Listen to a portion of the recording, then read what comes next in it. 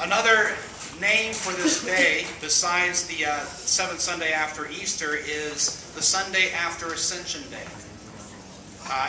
As we look at the Gospel stories, this is the Sunday when Jesus has ascended into heaven. I want to remind you of the story I told you last week at the end of the sermon. The soldier during World War II who was in Italy and went by a statue of Jesus in which a bombshell had removed both hands on the statue. Someone had penciled a sign and hung it around the neck of the statue, and the sign read, "No hands but yours." As we enter the season after Ascension, we need to remember that we are the hands of Christ today. And I think that we can see that happening here this morning with our graduate testimonies, with our Holy Communion class, with all the young people who are graduating into a new church school class, and most importantly with all the teachers who have devoted so much time and energy and nurture to make sure that our young people do grow into the full stature of Christ. That's one thing that it means to be the hands of Christ in the world today.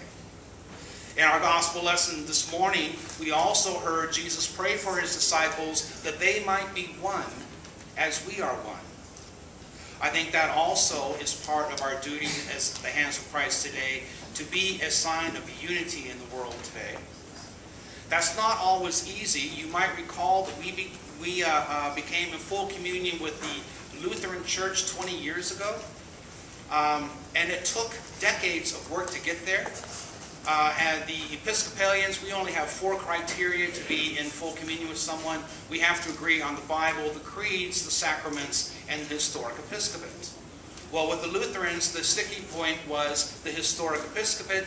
The idea that we could ordain someone a bishop for life was kind of bizarre to them, because they're not sure they wanted some of these bishops to be bishops for 25 years. They thought it should be more of a term of office. But eventually, we did come to an agreement, and now we are in full communion. So we are now at unity with one denomination. We only have another 146 to go before we can finally have Christian unity. And the reality is that the world has moved on. The world recognizes that we are one planet, one globe, one people. Here's what an astronaut said when he returned from space with a multinational crew.